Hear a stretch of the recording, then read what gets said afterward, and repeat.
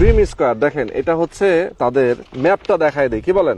দেখেন অনেক বড় একটা প্ল্যান এবং রাজুকের প্ল্যান অনুযায়ী এটা হবে নাকি? রাজুকের প্ল্যান অনুযায়ী হবে। এখানে কিন্তু 74 কাঠা ল্যান্ড কিন্তু অলরেডি মনির ভাই নিয়েছেন এখানে, এবং এই 74 কাঠা ল্যান্ডের উপরেই মূলত বিল্ডিং হবে।